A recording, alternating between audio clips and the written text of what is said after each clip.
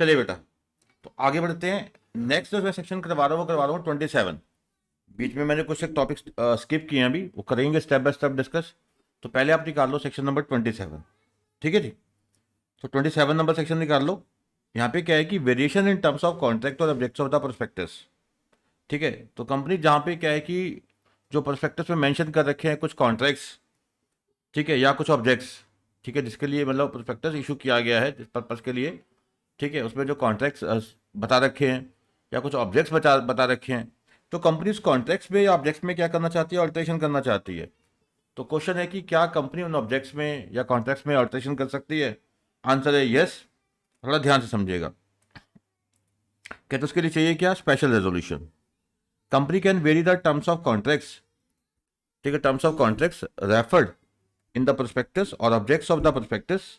ठीक है, कुछ कॉन्ट्रैक्ट्स हैं जो रेफर किए गए हैं प्रोस्पेक्टस में, ठीक है, या फिर क्या है, ऑब्जेक्ट्स हैं of the prospectus subject to the approval और authority given by the company by special resolution in the next GM. ठीक है, तो स्पेशल रेजोल्यूशन क्या है, जीएम में पास करना पड़ेगा। उसके द्वारा क्या है कि अगर प्रोस्पेक्टस में जो कॉन्ट्रैक्ट्स हैं, ठीक है, तो उसमें कुछ वेरिएशन करनी है, ठीक है, या कोई ऑब्जेक्ट्स हैं, ठीक है, या कॉन्ट्रैक्ट्स हैं, वेरिएशन करनी है, कर सकते हैं। तो पहला पॉइंट क्या हो गया, स्पेशल रेजोल्यूशन पास करना। और दूसरी बात, दो जो न्यूज़पेपर्स है, 2 न्यूज़पेपर्स में क्या है, इसकी जो डिटेल्स हैं वो पब्लिश की जाएंगी। ठीक है, that the details as may be prescribed, as may be prescribed by rules, यानी कि ठीक है, of the notice in respect of the such resolution to the shareholders shall also be published in the newspaper. एक English होगा, एक vernacular language का होगा। एक इंग्लिश होगा, एक दूसरा कौन सा होगा, वर्नाकुलर लैंग्वेज का। In the city where the registered office of the company is situated, indicating clearly the justification for such variation। ठीक है, तो कंपनी इस वेरिएशन के जस्टिफिकेशन देगी कि हम क्या है कि क्यों ये वेरिएशन करना चाहते हैं। ठीक है, तो आई रिपीट दिस पॉइंट। पहला तो क्या हो गया, एसआर पास करना है, और दूसरा क्या हो गया, पब्लिकेशंस है, 2 अखबारों में है, एक इंग्लिश है, एक वर्नाकुलर है। ठीक है, एक इंग्लिश है और दूसरी कौन सी है, वर्नाकुलर है। तो बताना क्या बेसिकली, ठीक है, क्लियरली जस्टिफाई करना है कि काहे को हम ये वेरिएशन कर रहे हैं, क्यों हम ये वेरिएशन कर रहे हैं। ठीक है, फिर utilisation of money raised. Company जब वेरिएशन करती है टर्म्स में, ठीक है, तो shall not utilise any amount raise by it through the prospectus for buying, trading और otherwise dealing in equity shares of any other listed company. तो पैसे का इस्तेमाल किसी और लिस्टेड कंपनी की सिक्योरिटीज में डील करने में पैसे का इस्तेमाल नहीं किया जाएगा। एग्जिट ऑफर, अब देखिए कंपनी जो है टर्म्स एंड कंडीशंस हैं प्रोस्पेक्टस में जो बताई गई थी उसमें वेरिएशन करना चाहती है, ठीक है, कर सकती है, एसआर पास करके, ठीक है, कर सकती है, और 2 अखबारों में दे के। पर क्या है कि जो लोग इस बात से खफा होते हैं, जो लोग इस बात से खफा होंगे कि पहले आपने पैसा रेस कर लिया, अब क्या है कि आप क्या है कि वेरिएशन करना चाहते हैं, तो उनको एग्जिट ऑफर दिया जाएगा। ठीक है, an exit offer shall be given to the dissenting shareholders being those shareholders who have not agreed to the proposal to vary the terms of contracts or objects referred to in the prospectus by promoters or controlling shareholders at such exit price and in such manner and conditions as may be specified by SEBI by making a regulation in this behalf। ठीक है, तो बहुत simple terms में आप याद कर सकते हैं, वेरिएशन अगर किया जाता है प्रोस्पेक्टस की किसी कॉन्ट्रैक्ट्स को या ऑब्जेक्ट्स को, ठीक है, सिंपल याद रखना है, समराइज फॉर्म में याद कर लो। समरी क्या बनती है इसकी, ठीक है, एक तो एसआर पास करना है, ठीक है, समरी क्या बनेगी, एक तो एसआर पास करना है, दूसरा क्या है, ठीक है, जस्टिफिकेशन देना है, जस्टिफिकेशन फॉर, ठीक है, वेरिएशन, वेरिएशन के जो जस्टिफिकेशन है वो देने हैं। ठीक है, देने किस हिसाब से, 2 न्यूज़पेपर में। ठीक है, एक इंग्लिश में और दूसरा कौन सा है, वर्नाकुलर। ठीक है, एक इंग्लिश में देना है और दूसरा क्या है, जो वर्नाकुलर लैंग्वेज है उसमें देना है। ठीक है, रीजन बताने की क्यों हम ऐसा कर रहे हैं। उसके अलावा क्या है कि क्या देनी है, एग्जिट अपॉर्चुनिटी। ठीक है, जो लोग डिससेटिस्फाइड हैं, ठीक है, तो एग्जिट अपॉर्चुनिटी देनी है। देनी किसने है, जो कंपनी के प्रमोटर्स हैं, प्रमोटर्स होंगे प्लस जो कंट्रोलिंग शेयर होल्डर्स हैं, promoters plus controlling share holders हैं, ये एग्जिट अपॉर्चुनिटी देंगे किन लोगों को, जो लोग खफा हैं इस चीज़ से।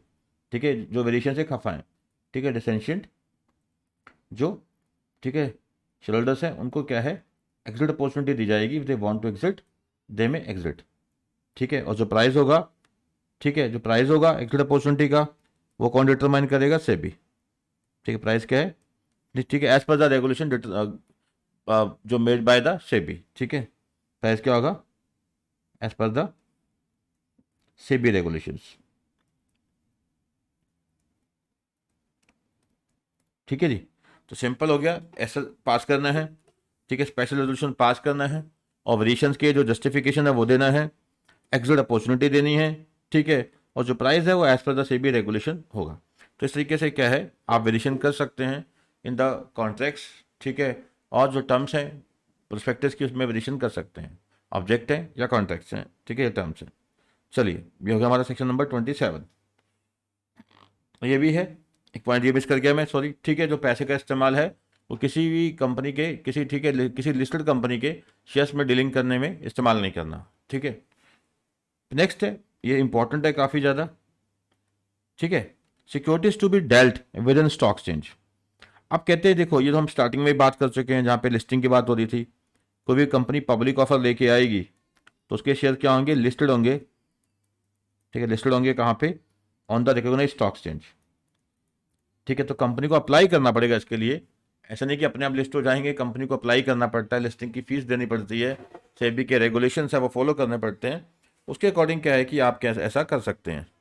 ठीक है, उसके अकॉर्डिंग क्या है कि आप ऐसा कर सकते हैं। ठीक है, every company making public offer shall before making such offer make an application to one or more recognized stock exchange or exchanges and obtain permission for the securities to be dealt within such stock exchange or exchanges। क्या कहते हैं? कोई भी company कहते हैं कि जब public offer लेके आती है तो बिफोर मेकिंग सच ऑफर, याद रखना। ठीक है, पहले है ये, बाद में नहीं। बिफोर के ऊपर हाईलाइट कर लेना। बिफोर मेकिंग सच ऑफर एक एप्लीकेशन लगानी पड़ेगी वन और मोर स्टॉक एक्सचेंज जहाँ पे लिस्टिंग करवानी है। अगर आपको एक स्टॉक एक्सचेंज पे लिस्टिंग करवानी है तो आप एप्लीकेशन एक को ही लगाएंगे ऑब्वियसली। ठीक है, दो पे करानी दो पे लगाएंगे। ठीक है, और उनकी परमिशन लेंगे आप। ठीक है, तो B dealt with in such stock exchange और एक्सचेंजेस। ठीक है जी, तो चलिए, तो लिस्टिंग से पहले, ऑफर से लाने से पहले है।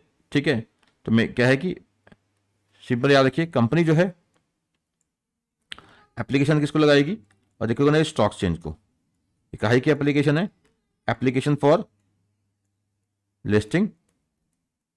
ठीक है, एप्लीकेशन फॉर लिस्टिंग है बिफोर मेकिंग पब्लिक ऑफर। ठीक है, क्या है ये? Before making public offer.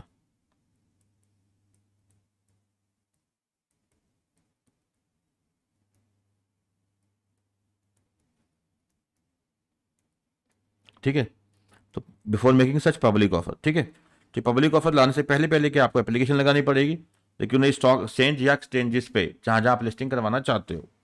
ठीक है, चलिए, prospectus to state name of stock exchange. Company जो प्रोस्पेक्टस इशू कर रही है पब्लिक को, उसमें नाम मेंशन किए जाएंगे स्टॉक एक्सचेंजेस पे जहां पे एप्लीकेशन लगा रखी है।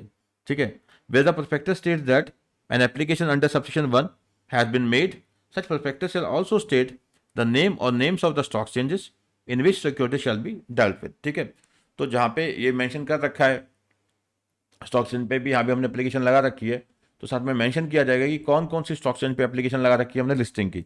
Simple, maintenance of separate bank account, जो भी एप्लीकेशन आएंगी from the public for subscription to the securities. ठीक है, उसको बोलते हैं हम एप्लीकेशन मनी। ठीक है, तो क्या बोलते हैं? Application money. सिंपल भाषा में क्या बोलते हैं हम? Application money. ठीक है जी, तो जो भी एप्लीकेशन मनी आएगी कंपनी को, उसे क्या है कि अलग बैंक अकाउंट में रखा जाएगा, सेपरेट बैंक अकाउंट में। ठीक है, इन द शेड्यूल बैंक में shall not be utilise for any purpose other than. ठीक है, जिस पर्पज के लिए रेज किया जा रहा है उसी में यूज करेंगे। एक तो कहते हैं कि देखो, जहाँ पे शेयर्स जो अलॉट किए जा रहे हैं तो अलॉटमेंट के अगेंस्ट यूज करेंगे। अगर जिनको शेयर्स अलॉट ही नहीं हुए तो उनको रिफंड कर देंगे पैसा। ठीक है, for adjustment against the allotment of securities where the securities have been permitted to be dealt with in the stock exchange और stock exchanges specified in the prospectus, और for the repayment of money, repayment यानी refund, इनको securities allotted हुई। ठीक है, where the company for any reason is unable to allot securities. ठीक है, for repayment of monies with in the time specified by SEBI, received from the applicants in pursuance of the prospectus where the company is for any other reason unable to allot securities, so refund कर देंगे।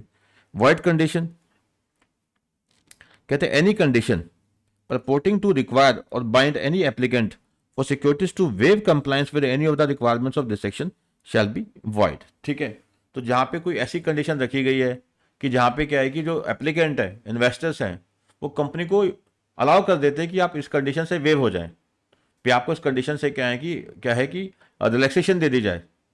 फिर जैसे मान लीजिए मैं एक teacher हूँ, तो अगर मेरी कुछ ऑब्लिगेशन बनती है तो पढ़ाने से पहले ही मैं ऐसी कंडीशन लगा दूँ, ठीक है, तो जो कंडीशन बिल्कुल सही नहीं है। तो वैसे यहाँ पे कहते हैं कि अगर मान लीजिए कंपनी क्या है कि ऐसी कोई कंडीशन लगाती है कि हाँ भी, जिससे क्या है कि कुछ कंडीशंस है इस सेक्शन के तहत, जो कंडीशंस हैं इस सेक्शन के तहत, ठीक है, तो उससे क्या है कि जो शेयरहोल्डर्स हैं, एप्लीकेंट है, कंपनी को रिलैक्स कर दें, वेव कंडीशन वेव कर दें। तो ऐसी जो वेवर है वो वर्ड है, ठीक है। तो कोई भी ऐसी कंडीशन जिसका मकसद क्या है, परपोर्ट टू रिक्वायर और bind any applicant for securities to waive compliance, तो जिससे जो सिक्योरिटी जो इन्वेस्टर्स हैं वो बाइंड हो जाते हैं, वो बाउंड हो जाते हैं कि वो कंपनी को वेवर दे दें किसी तरीके से, जो कंप्लायंस भी कंपनी को कंप्लायंस ना करनी पड़े इस सेक्शन की, तो वो गलत है, कहते हैं वर्ड है।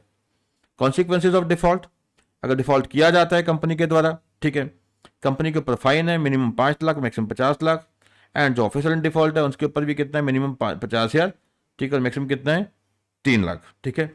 तो कंपनी के ऊपर 5 लाख से लेके 50 लाख, और जो ऑफिसर इन डिफॉल्ट है तो उसके ऊपर क्या है 50,000 से लेके 50,000 से लेके कितना है 3 लाख, ठीक है। कंपनी में पे कमीशन या पढ़ेंगे अभी, ठीक है, इसी सेक्शन के अंदर है। तो any person in connection with the subscription to it security subject to such condition as may be prescribed, जैसे हम बोलते हैं अंडरराइटिंग कमीशन, ठीक है, वो अगले ही सेक्शन में है, ठीक है। चलिए अब यहाँ पे समझ क्या आया हमें, तो कहते हैं कि देखो पहले तो क्या है, इसको समराइज कर लेते हैं बिल्कुल सिंपल तरीके से।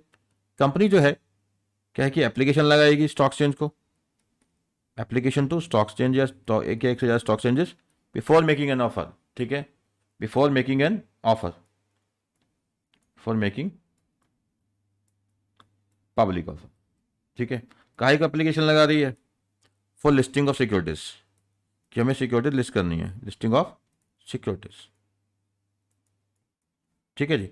और जो कंपनी का प्रोस्पेक्टस है, जो प्रोस्पेक्टस कंपनी इशू कर रही है, उसमें क्या है कि नेम जो है, name of the stock exchanges, ठीक है, ये क्या है कि मेंशन किए जाएंगे, ठीक है। तो ये क्या है कि नेम क्या है कि मेंशन किए जाएंगे, ठीक है, स्टॉक एक्सचेंजेस, ठीक है जी।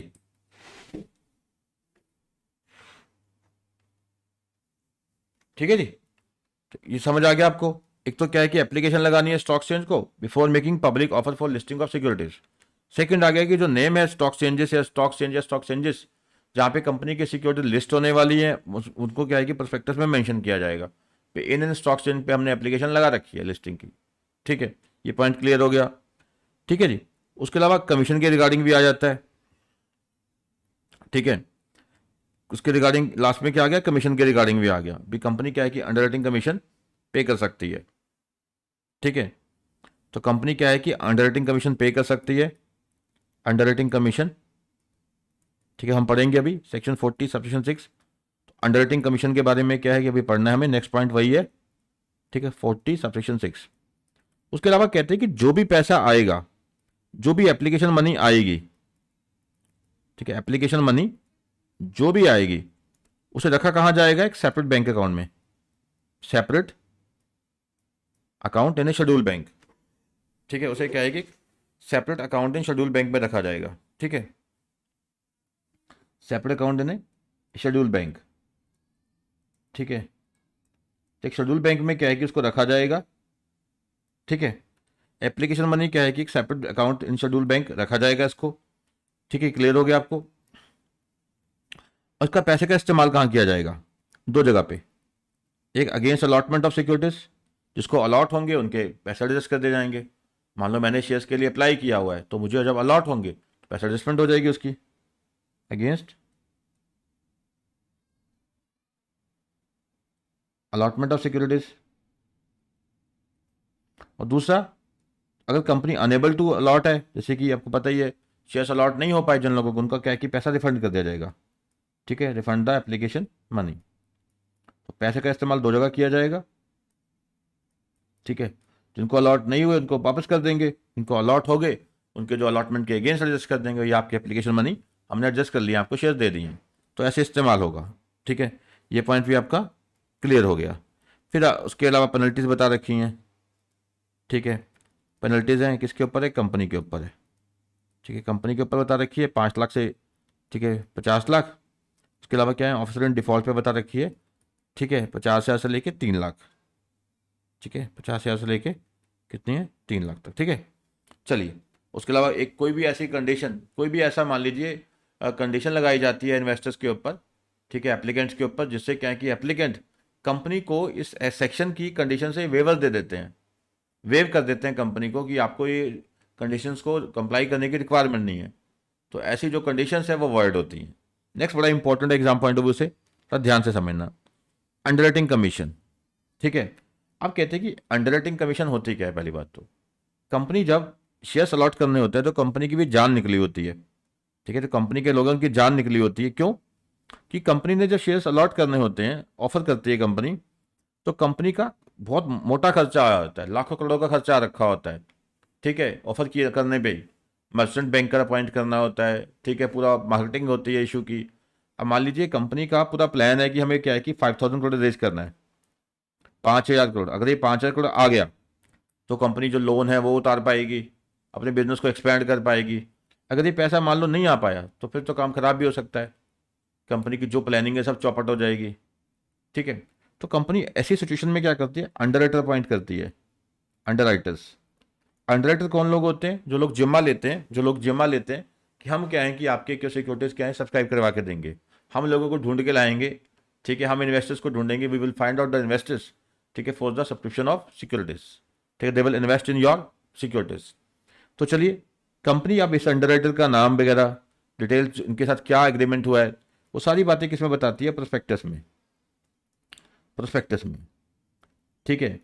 अब आगे की बात यह है, ठीक है, ये अंडरराइटर को कमीशन केवल तभी दी जा सकती है अगर कंपनी के आर्टिकल्स ऑफ एसोसिएशन अलाउ करते हैं, ठीक है। तो ये याद रखिएगा, अगर कंपनी के क्या है आर्टिकल्स ऑफ एसोसिएशन, ठीक है, अलाउ करते हैं, तभी कंपनी अंडरराइटिंग कमीशन दे सकते हैं। पहला पॉइंट तो ये हो गया, कंपनी के आर्टिकल्स अगर अलाउ करते हैं तभी, केवल तभी, तभी क्या है कि कंपनी अंडरराइटिंग कमीशन पे कर सकती है।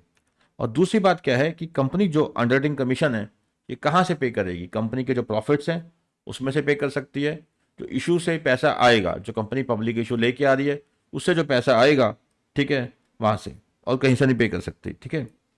तो कंपनी जो पैसा आ रहा है वहाँ से पे कर सकती है, या कंपनी के पास प्रॉफिट है तो उसमें से पे कर सकती है।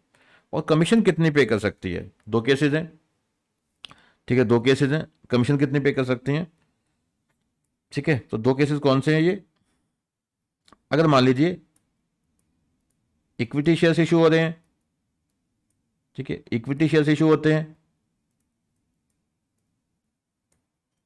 ठीक है, तो 5% ऑफ इशू प्राइस और मैक्सिमम अमाउंट जो मेंशन इन द आर्टिकल्स है, ठीक है, अलाउड इन द आर्टिकल्स कह सकते हैं, which ever is less, which ever is less. अगर ये डिवेंचर्स होते हैं, डेट इंस्ट्रूमेंट्स हैं, तो वहां पे 2.5% है, वहां पे कितना है, 2.5% है, 5 की जगह कितना हो जाएगा वहां पे, 2.5%, ठीक है। अगर डिवेंचर्स की बात करते हैं हम, 2.5% ऑफ इशू प्राइस और mention in the articles of association, ठीक है, विच एवर इज लेस, ठीक है जी। तो समझिएगा कमीशन कितनी कंपनी पे कर सकती है, एक तो अगर इक्विटी शेयर की बात है तो इशू प्राइस का 5%, या आर्टिकल में जो अलाउ कर रखा है विच एवर इज लेस। अगर डिबेंचर्स की बात हो रही है तो इशू प्राइस का 2.5% हो गया, या जो आर्टिकल में मेंशन है विच एवर इज लेस, ठीक है, ये आपको क्लियर हो गया। चलिए यहाँ पढ़ भी देते हैं, रेट ऑफ कमीशन पेड और agree to be paid shall not exceed in case of shares, shares की केस में क्या है 5% of the price at with the shares are issued, यानी इशू प्राइस, ठीक है। जैसे मान लो कंपनी की फेस वैल्यू कितने शेयर की, 10 रुपये, इशू कितने पे हो रहा है, ठीक है, 500 पे, तो कितने पे, कितने का होगा 5%, 500 रुपये का, ना कि 10 का। या फिर जो रेट अलाउ किया गया आर्टिकल के द्वारा, authorise by articles, whichever is less, ठीक है। अगर डिबेंचर्स की बात हो जाएगी तो वहाँ पे 2.5%, इशू प्राइस का 2.5%, ठीक है, या फिर जो अलाउ किया गया आर्टिकल के द्वारा विच एवर इज लेस। तो बिल्कुल क्लियर हो गया। तो बेसिक कंडीशंस क्या हैं, ठीक है। पहली कंडीशन तो ये है कि आर्टिकल में अलाउ करेंगे तभी अंडरराइटिंग कमीशन पे कर सकते हैं। अगर कंपनी के आर्टिकल्स ऑफ एसोसिएशन अलाउ करेंगे तो ही पे कर सकते हैं। और दूसरी बात क्या है कि पेमेंट करनी कहाँ से है, सोर्सेज क्या हैं, ठीक है, सोर्सेज क्या हैं, ठीक है। सोर्सेज आपको समझ आ ही गया, ठीक है। प्रॉफिट्स, आउट ऑफ प्रॉफिट्स कर सकते हैं, या जो इशू प्रोसीड्स है, ठीक है, प्रॉफिट में से कर सकते हैं, या प्रोसीड्स ऑफ इशू, या फिर क्या है, प्रोसीड्स ऑफ इशू, ठीक है। और ये होगी लिमिट, ये आपको समझ आ गया, ठीक है। 3 हेडिंग याद रख लेना, बाकी सब स्टोरी याद आ ही जाएगी। ऑथराइजेशन इन आर्टिकल्स हो गया, ठीक, एक पॉइंट हो गया। सोर्सेज हो गया, प्रॉफिट में से कर सकते हैं या इशू की जो प्रोसीड्स है उसमें से कर सकते हैं। और लिमिट तो याद हो ही गई है, 5%, 2.5%, और आर्टिकल में जो मेंशन है which ever is less, done, ठीक है। फिर कहते हैं कि प्रोस्पेक्टस में जैसे हमने बताया कि डिटेल देनी होती है, ठीक है, अंडरराइटर की डिटेल देनी होती है, ठीक है। अब कहते हैं कि क्या डिटेल देनी है भाई प्रोस्पेक्टस में, प्रोस्पेक्टस में डिटेल देनी क्या है, ठीक, किस चीज़ की डिटेल देनी है, ठीक है। प्रोस्पेक्टस में किस चीज़ की डिटेल देनी है, कहते हैं नाम क्या है अंडरराइटर का, किस रेट, क्या अमाउंट पे कमीशन दी जा रही है, और number of securities which is to be underwritten और सब्सक्राइब्ड बाय अंडरराइटर्स एब्सोल्युटली और कंडीशनली, ठीक है। तो अब कितनी, तो नाम आ गया, अंडरराइटर का नाम आ गया, ठीक है। उसके अलावा कितने सिक्योरिटीज वो क्या है कि सब्सक्राइब अंडरराइट कर रहे हैं, उसके अलावा, ठीक है, उसके अलावा क्या है कि रेट क्या है, अमाउंट क्या है जो उनको कमीशन पे करनी है, नाम, ठीक है। फिर कमीशन के बारे में आ गया, फिर सिक्योरिटीज के बारे में जो वो अंडरराइट कर रहे हैं, अंडर मतलब जो जिम्मा ले रहे हैं वो, ठीक है। There shall not be paid commission to any underwriter on securities which are not offer to public for subscription, ये भी याद रखना। ये अंडरराइटिंग कमीशन केवल तभी पे की जाती है तो ऑफर किसको हो रही है सिक्योरिटीज, पब्लिक को। जहाँ प्राइवेट प्लेसमेंट है, ठीक है, वहाँ पे नहीं, जब पब्लिक को है केवल वहाँ पे, ठीक है। मान लीजिए अगर कंपनी कोई इशू लेके आती है, कंपनी इशू लेके आती है, ठीक है। अब जो इशू में शेयर्स किसको अलॉट हो रहे हैं, कुछ शेयर्स एम्प्लॉयज को अलॉट हो रहे हैं, कुछ प्रमोटर्स को अलॉट हो रहे हैं, बाकी के पब्लिक को, इन्वेस्टर्स बाकी के। अब जो एम्प्लॉयज को अलॉट होते हैं उस पर कोई कमीशन नहीं मिलेगी, प्रमोटर्स को अलॉट होंगे कोई कमीशन नहीं मिलेगी, पब्लिक को अलॉट होंगे मिलेगी। पब्लिक में कौन आता है सर, पब्लिक में 3 तरह के लोग आते हैं, ये भी सुन लो, ठीक है। एक होते हैं RII, एक RIA होते हैं, ये आपकी नॉलेज बढ़ा रहा हूँ मैं थोड़ी सी, RIA होते हैं, और दूसरे NIIA होते हैं, तीसरे QIB होते हैं, QIBs, ठीक है। अब सर ये कौन बुलाए हैं, RIA क्या होते हैं, रिटेल इंडिविजुअल इन्वेस्टर्स, रिटेल, ये आपकी नॉलेज के लिए जस्ट, रिटेल इंडिविजुअल इन्वेस्टर्स, ठीक है। NIA क्या होते हैं, non institutional investors, non institutional investors, ठीक है। और QIBs कौन होते हैं, qualified institutional buyers, qualified institutional buyers, ठीक है। फर्क क्या दोनों में, RIA तो वो होते हैं जिनकी एप्लीकेशन मनी कहाँ केवल कहाँ तक होती है, अब तो 2 लाख रुपए तक, अप टू 2 लाख, ठीक है। जिनकी एप्लीकेशन मनी कहाँ तक होती है, जब इशू आता है कोई, एप्लीकेशन मनी कितनी होती है, केवल 2 लाख रुपए, ठीक है। और QIBs के होते हैं जो बड़े इन्वेस्टर्स होते हैं, लाइक म्यूचुअल फंड्स हैं, लाइक क्या है, म्यूचुअल फंड्स हैं, ठीक है, बैंक्स हो गए, ठीक है। ये क्या होते हैं, क्वालिफाइड इंस्टीट्यूशनल बायर्स। उसके अलावा क्या होते हैं बाकी के बचे हुए, वो क्या होते हैं, NII, नॉन इंस्टीट्यूशनल इन्वेस्टर्स। जैसे मान लीजिए, ठीक है, मैं जगदीप अगर कोई एप्लीकेशन लगाता हूँ किसी इशू में 10 लाख रुपए की, तो ना तो मैं इंस्टीट्यूशनल इन्वेस्टर्स हूँ, ना तो मैं QIB हूँ, मैं कौन सा सस्ता हूँ कोई, तो मैं QIB तो हूँ नहीं ना, मैं RIA में कैटेगरी में आया, तो मैं कहाँ फंस गया, यहाँ पे थर्ड कैटेगरी, सेकंड कैटेगरी में, NII। तो 3 तरह की कैटेगरी होती है, ठीक है। तो आपकी नॉलेज मैंने बढ़ा दी। अब मैं कह रहा हूँ ये किस में आते हैं, पब्लिक में आते हैं, ये सारी क्या है, पब्लिक में आ जाते हैं। अब पब्लिक इनको अगर इनके इशू सब्सक्राइब करने पे क्या है, कमीशन पे की जा सकती है, ठीक है। इनको क्या है कि इसके केस में क्या है, इस केस में अंडरराइटिंग कमीशन पे की जा सकती है, कोई दिक्कत नहीं है, ठीक है जी। क्लियर हो गया आपको बेटा। पे अगर कंपनी एम्प्लॉय को अलॉट करती है शेयर्स या प्रमोटर्स को अलॉट करती है तो उन सिचुएशन में क्या है कि किसी प्रकार की अंडरराइटिंग कमीशन पे नहीं करनी होती। परंतु जब क्या है कि पब्लिक को दिए जाते हैं शेयर्स, ठीक है, वहाँ पे क्या है कि आप कमीशन पे कर सकते हैं। ठीक है, सारा क्लियर हो गया। ठीक है, सॉरी, चलिए ये पॉइंट भी क्लियर है आपको। A copy of the contract for payment of commission to be deliver to ROC. ठीक है, अब जो अंडरराइटर का एग्रीमेंट हुआ है उसकी कॉपी किसको देनी है? आरओसी को। ठीक है, at the time of delivery of prospectus for registration. ठीक है, तो ये क्या है कि सिंपल सी भाषा में याद रखो, copy of underwriting agreement to be deliver to ROC along with the filing of prospectus with the ROC। ठीक है, copy of underwriting agreement to be filed with ROC। ठीक है, चलिए बेटा ये क्लियर हो गया।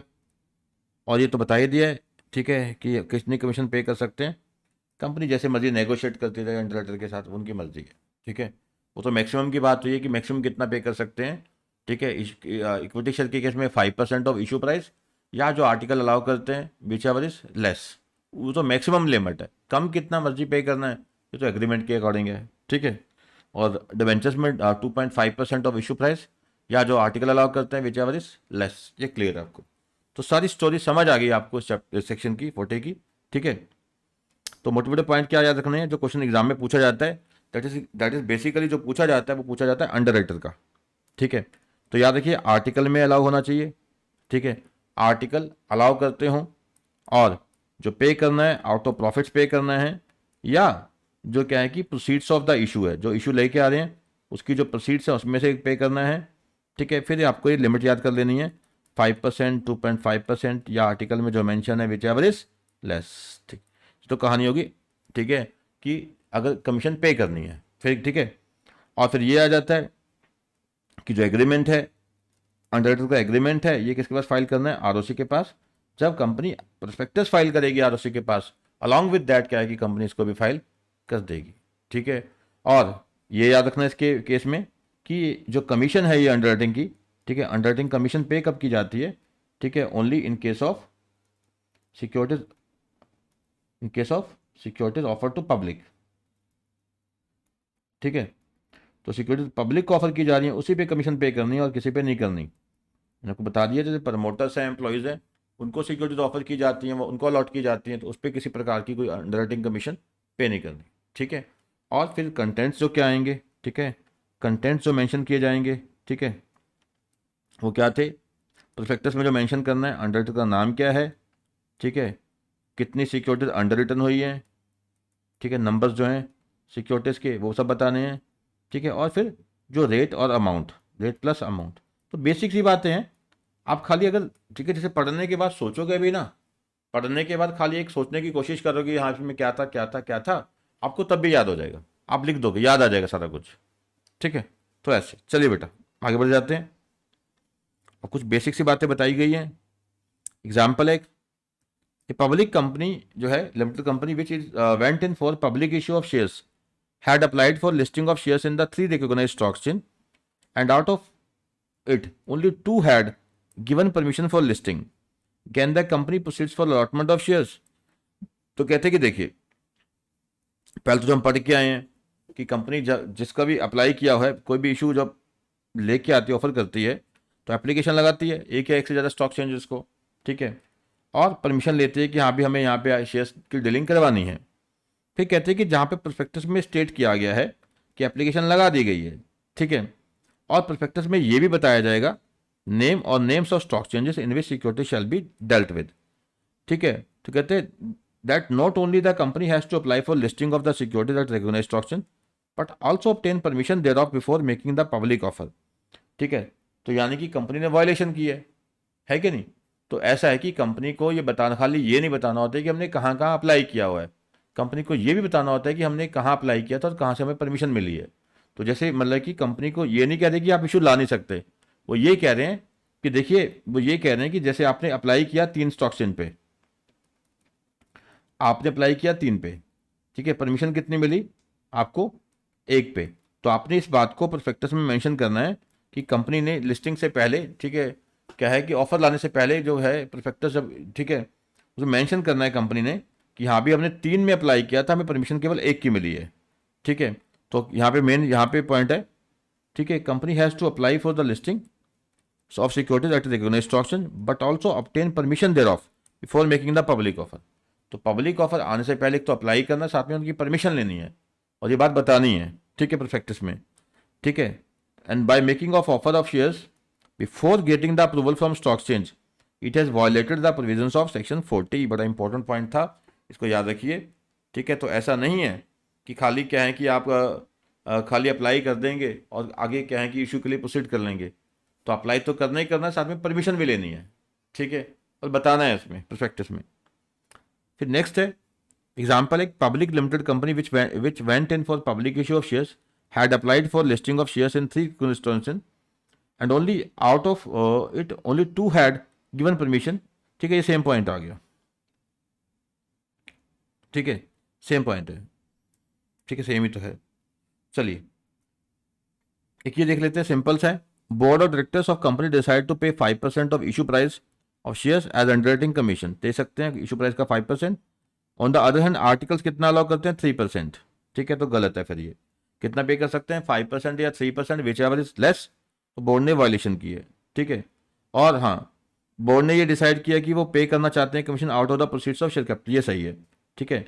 तो ये सही है क्योंकि कंपनी जो है वो पे कर सकती है अंडरराइटिंग कमीशन, कहाँ से? प्रॉफिट में से, प्रॉफिट में से पे कर सकती है या फिर पे कर सकते हैं जो इशू की प्रोसीड्स है उसमें से, वो कोई दिक्कत नहीं है। परंतु मैक्सिमम कमीशन कितनी पे कर सकते हैं? 5% ऑफ जो इशू प्राइस है, या जो आर्टिकल में मेंशन है यहाँ पे कितना है? 3%, विच एवर इज लेस 3%। पर इन्होंने क्या डिसाइड किया? 5% तो वायलेशन की है, ठीक है। तो कहते हैं कि पहले तो बताया कि यहाँ भी कितना पे कर सकते हैं? 5% ऑफ इशू प्राइस या रेट जो authorise by article whichever is less, ठीक है। और दूसरी बात है कि जो पे कर कहाँ से कर सकते हैं? प्रोसीड्स ऑफ इशू में से या प्रॉफिट, ठीक है, या फिर दोनों में से। तो decisions of the board regarding 5% commission जो है वो तो गलत है कि मैक्सिमम पे कितना कर सकते हैं? 3%, ठीक है। मैक्सिमम पे कितना कर सकते हैं? 3% पे कर सकते हैं। परंतु जो आउट ऑफ प्रॉफिट ये प्रोसीड्स ऑफ शेयर्स पे करना चाहते हैं, ये वैलिड है क्योंकि अलाउड है, ठीक है। जो प्रोसीड्स है उसमें से पे कर सकते हैं, जो इशू की प्रोसीड्स है उसमें से पे कर सकते हैं, या फिर जो प्रॉफिट्स है उसमें से पे कर सकते हैं। तो कंपनी वांट्स टू पे out of the proceeds of the share capital issue, ठीक है, तो कर सकते हैं, इस ओके, कोई दिक्कत नहीं है। पर जो कमीशन है मैक्सिमम इशू प्राइस का 5% या जो आर्टिकल में मेंशन है विच एवर इज लेस, ठीक है। और कंपनी यहाँ क्या कहाँ से पे करना चाहती है? ठीक है, मैक्सिमम कितना पे कर सकती है? 5%। तो 5 तो कर नहीं सकते, कितना कर सकते? 3%, ठीक है। चलिए, तो 40 हमारा क्लियर हो गया बिल्कुल। नेक्स्ट है सेक्शन नंबर 39। ये आसान है, ध्यान से समझना और इंपॉर्टेंट है। ये कहते हैं कि allotment of securities by the company. यहाँ बात की गई है मिनिमम सब्सक्रिप्शन की। अब मिनिमम सब्सक्रिप्शन क्या होती है? ठीक है, जहाँ पे कहते हैं कि इन्होंने मेंशन की होती है प्रोस्पेक्टस में कि कम से कम, ठीक है, मिनिमम इतनी एप्लीकेशंस आएंगी तब जाके हम सिक्योरिटी अलॉट करेंगे। मिनिमम कितनी एप्लीकेशन, इतनी एप्लीकेशंस आएंगी, ठीक है, मिनिमम एप्लीकेशंस इतनी आएंगी तब जाके हम क्या आएंगे शेयर्स अलॉट करेंगे। जैसे बताता हूँ, जैसे पब्लिक को जब ऑफर किया जाता है तो सेबी की जो गाइडलाइंस है, securities and exchange board of India की जो गाइडलाइंस है वो ये कहती हैं कि इशू क्या है कि एटलीस्ट 90% सब्सक्राइब होना चाहिए, एटलीस्ट 90% सब्सक्राइब होना चाहिए। मतलब यानी कंपनी अगर 10 लाख शेयर्स ऑफर करती है तो कम से कम 9 लाख की एप्लीकेशंस आनी चाहिए। अगर 9 लाख से कम की एप्लीकेशंस आएंगी तो सारा का सारा पैसा लौटा दो, सारा का सारा पैसा वापस करो, रिफंड करो, ठीक है। ये सेबी की गाइडलाइंस बोलती हैं, ठीक है। चलिए यहाँ पे क्या कहते हैं? No allotment of any securities of company offer to the public for subscription shall be made unless amount stated in the prospectus, ठीक है, as minimum amount has been subscribed and the sums payable on application for amounts so stated have been paid to and received by the company by check or other instrument, ठीक है। तो company कहते हैं कि share allot कब करेगी? जो minimum, ठीक है, सब्सक्रिप्शन यहां पे मेंशन कहां की जाएगी? मेंशन इन द प्रोस्पेक्टस, ठीक है, रिसीव हो चुकी है, ठीक है। मान लो मिनिमम, जैसे मैंने बताया ना, मान लो 10 लाख शेयर्स ऑफर किए हैं तो प्रोस्पेक्टस में मेंशन था कि एटलीस्ट 90% एप्लीकेशंस आनी चाहिए।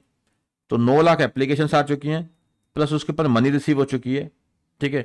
तब कंपनी आगे प्रोसीड करेगी, ठीक है, अलॉटमेंट के लिए, ठीक है।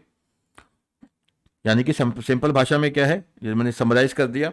No allotment until minimum subscription stated in the prospectus is received.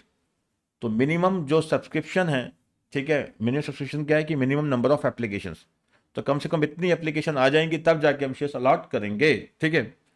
तो मिनिमम एप्लीकेशन मनी कितनी है? 5% of the nominal value, face value यानी जो है उसका 5% कम से कम। Amount payable on application on every security shall not be less than 5% of the nominal amount of security और such other percentage of amount as may be specified by board, ठीक है, SEBI, by making regulation in this behalf, ठीक है। तो अब इसकी summary क्या निकली? मिनिमम एप्लीकेशन अमाउंट कितनी होगी? 5% of the face value of the security या other percentage specified by SEBI.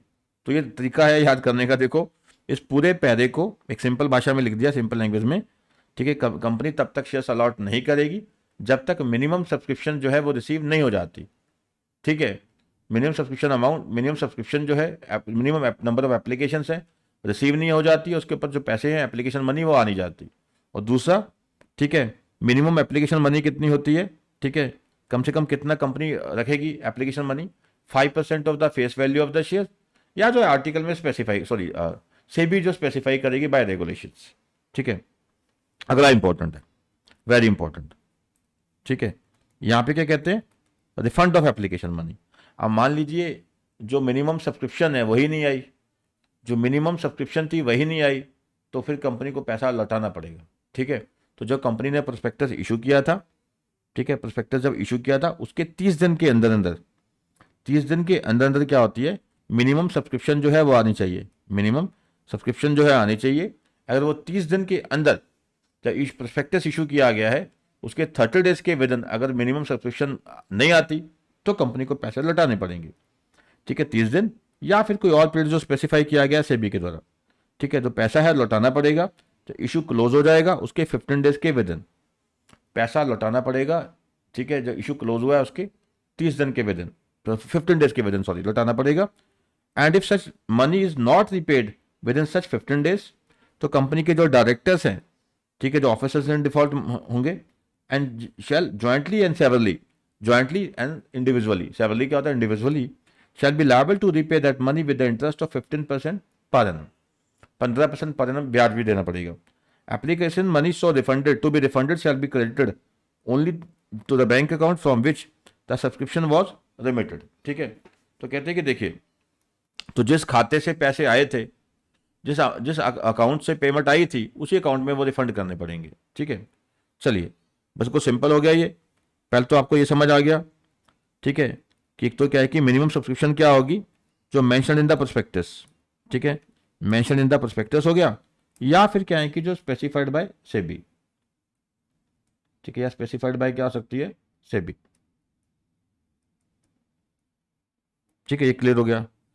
फिर क्या है कि फिर जब कहते हैं कि देखो, अब जो मिनिमम सब्सक्रिप्शन कब आनी चाहिए, ठीक है, इशू ऑफ प्रोस्पेक्टस होगा, कंपनी जब प्रोस्पेक्टस इशू करती है, कंपनी जब प्रोस्पेक्टस इशू करेगी उसके 30 दिन के अंदर, विद इन 30 डेज, ठीक है, उसके क्या है कि 30 दिन के अंदर मिनिमम सब्सक्रिप्शन आ जानी चाहिए, ठीक है, प्रोस्पेक्टस इशू होने के 30 दिन के अंदर सब्सक्रिप्शन आ जानी चाहिए।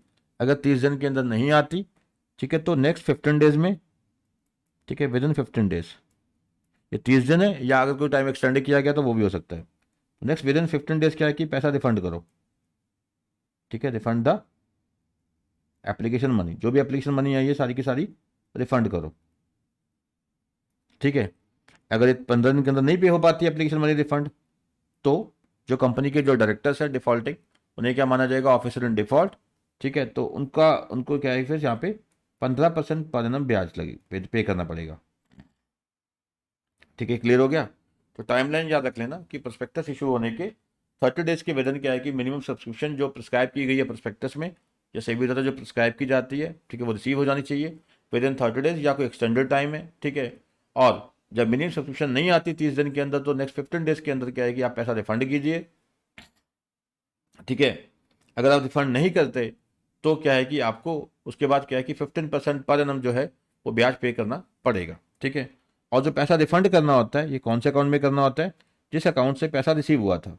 जैसे मेरा एक येस बैंक में अकाउंट है, ठीक है, तो मैंने इस अकाउंट से क्या है कि पेमेंट की थी, ठीक है, जो एप्लीकेशन मनी लगाई थी, पे की थी, तो उसी अकाउंट में ये पैसा मेरा रिफंड हो जाएगा, ठीक है, कंपनी उसी अकाउंट में ये रिफंड डालेगी मेरे, ठीक है जी। ये पॉइंट क्लियर हो गया।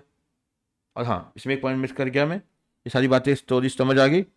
और जो मिनिमम एप्लीकेशन मनी होगी, मिनिमम एप्लीकेशन मनी कितनी होती है, ठीक है, 5% ऑफ नॉमिनल वैल्यू यानी फेस वैल्यू ऑफ शेयर्स, ठीक है, और specified by SEBI.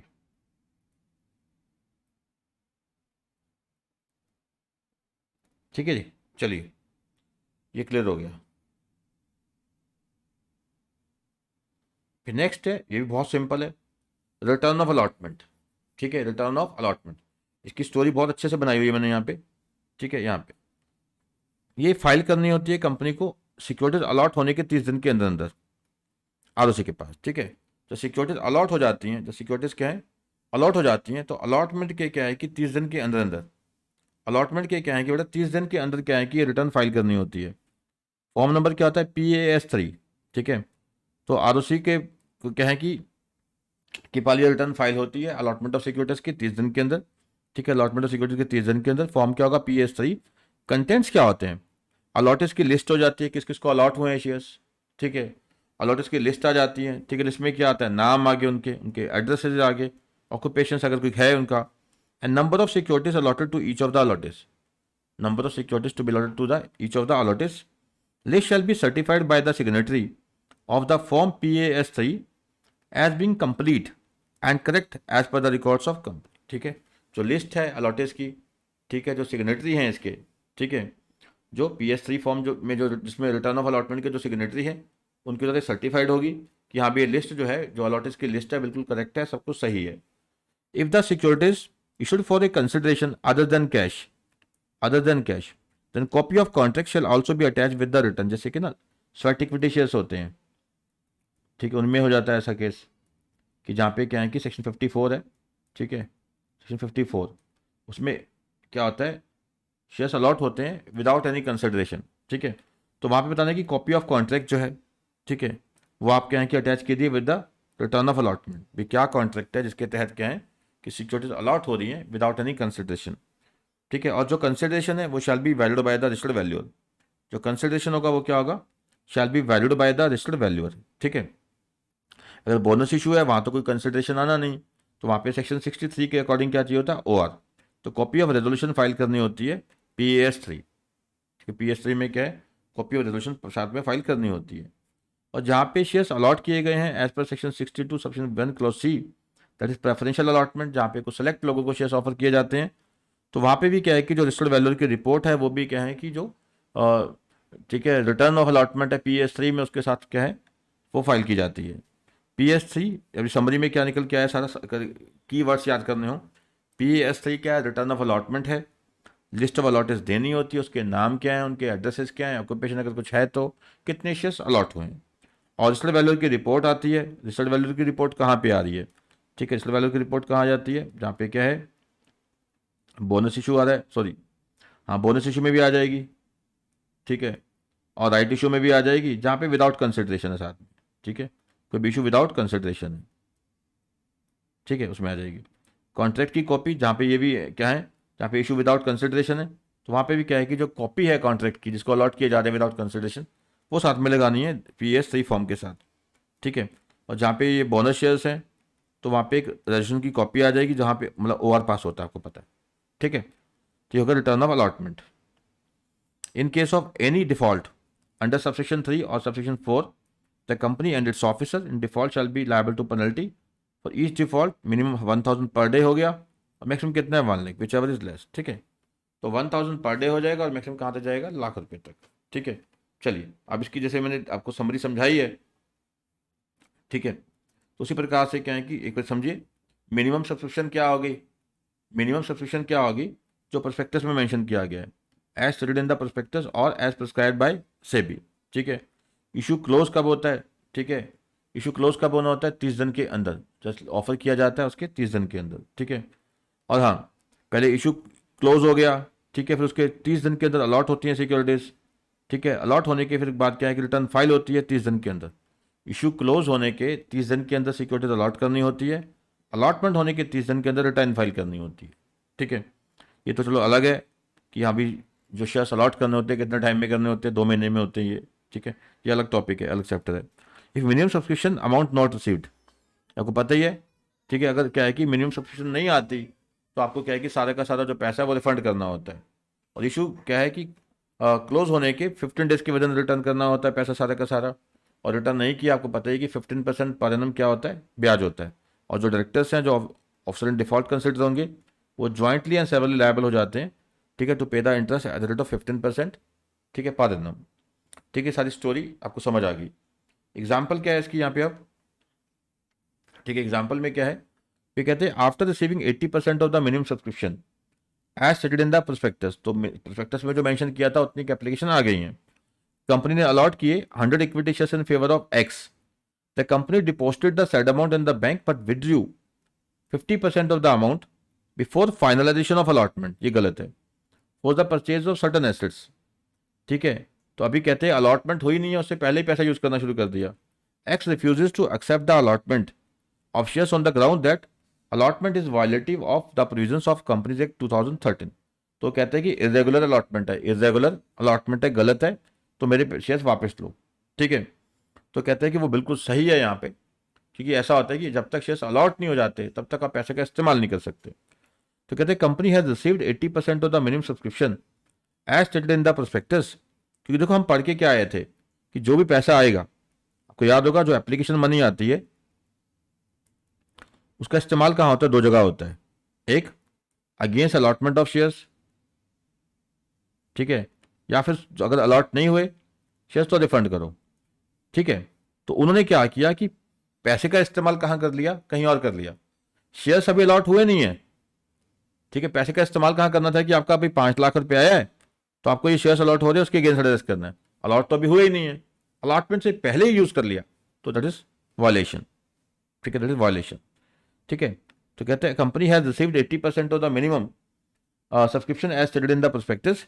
Hence, the allotment is in contravention of the Section 39, subsection 1 of the Companies Act 2013, which prohibits a company from making any allotment of securities until it has received the amount of minimum subscription stated in the prospectus.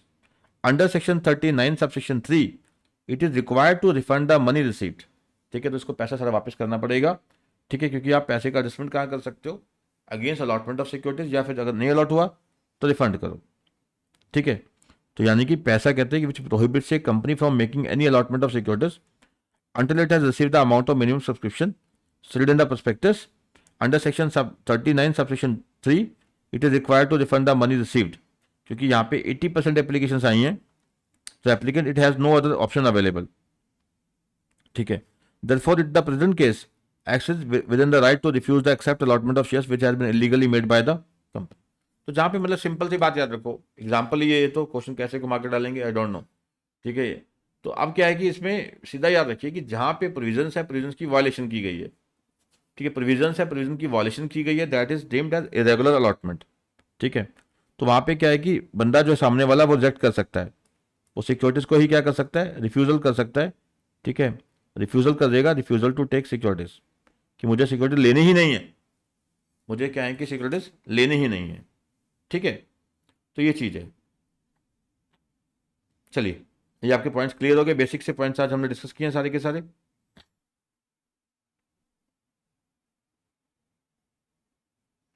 ठीक है, जो next session है ना, उसमें क्या है कि तो 2 टॉपिक जो मैंने छुड़वाए हैं बीच में।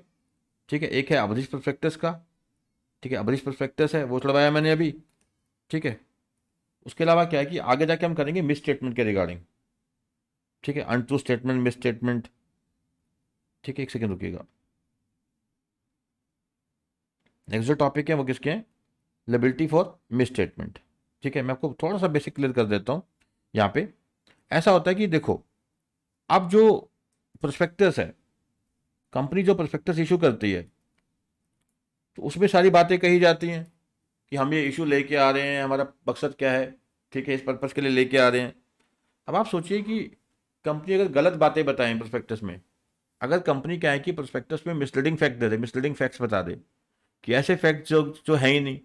कंपनी अगर प्रोस्पेक्टस में ये बताए कि हाँ भाई हमने क्या है कि लगातार 5 साल प्रॉफिट कमाया है इतना इतना, जो मिसलीडिंग है, गलत है, ठीक है।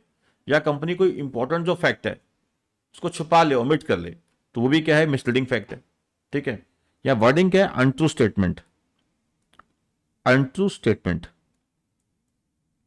यानी कंपनी क्या दे रही है, मिसलीडिंग फैक्ट्स, मिसलीडिंग फैक्ट्स दे रही है, ठीक है, इन द प्रोस्पेक्टस। या फिर क्या है कि जो इंपॉर्टेंट जो फैक्टर्स, जो मटेरियल फैक्ट्स हैं, उसे क्या करती है, ओमिट कर देती है, ठीक है ना। आप देखिए इंपॉर्टेंट चीज मैं बताऊं ना आपको, कुछ इंपॉर्टेंट फैक्ट्स को ओमिट कर दूं तो वो भी मिसलीडिंग हुआ, या कुछ मिसलीडिंग फैक्ट्स को बता दूं तो वो भी मिसलीडिंग हुआ। That is called untrue statement, untrue statement, ठीक है। तो एक तो याद रखिएगा word golden rule of framing mistake, golden rule of framing prospectus, golden rule of framing prospectus. तो कहते हैं कि देखिए prospectus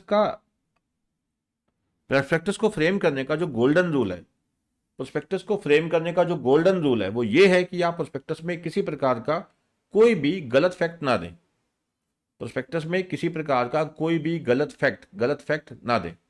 that is called golden rule of framing prospectus, that is called golden rule of framing prospectus, कि आप prospectus में किसी प्रकार के मिसलीडिंग फैक्ट्स ना दें, या फिर जो मटेरियल फैक्ट्स हैं, या जो मटेरियल फैक्ट्स है उसको ना छुपाएं। दो बातें याद रखनी है, एक आप कहें कि प्रोस्पेक्टस में किसी प्रकार का कोई मिसलीडिंग फैक्ट ना दे, अनट्रू फैक्ट ना दे, या जो मटेरियल फैक्ट्स हैं, जेन्युइन फैक्ट्स हैं उसको जो, ठीक है। या कुछ आपके मान लो लॉसेज आए हैं 5 साल 3 साल बीच में लॉसेज आए हैं, और लास्ट 5 ईयर्स 3 साल क्या है लगातार लॉसेज आए हैं, भयंकर लॉसेज हैं, छुपा लिया आपने, ठीक है, तो वो भी क्या है, अनट्रू स्टेटमेंट है, ठीक है। तो आपकी जो लिबिलिटी है वो 2 तरह की हो जाती है, ठीक है। मिस स्टेटमेंट करते हैं प्रोस्पेक्टस में, अनट्रू स्टेटमेंट देते हैं, तो वहाँ पे सिविल लिबिलिटी होती है, क्रिमिनल लिबिलिटी होती है। सिविल लिबिलिटी क्या होती है, सामने वाले का जो नुकसान हुआ है उसकी आप भरपाई करके देंगे, ठीक है। जो इन्वेस्टर्स हैं उनका नुकसान हुआ है आपकी गलत बातों के कारण, उनके आप जो लॉसेज हैं उनको मेकअप करेंगे। उसके अलावा क्रिमिनल लिबिलिटी होती है 447 में, ठीक है। ये फ्रॉड का केस बन जाता है तो जेल की रोटी खानी पड़ेगी साथ में, ठीक है। पेनल्टी है भयंकर, सेक्शन 447 में भयंकर पेनल्टी है, साथ में क्या है कि फाइन है, ठीक है, जेल है, sorry. Liability for untrue statement, बस यहीं तक करवा रहा हूं मैं अभी। It is now clear that prospectus must be complete and perfect in all details, और in other words nothing should be omitted and nothing must be untrue in the prospectus.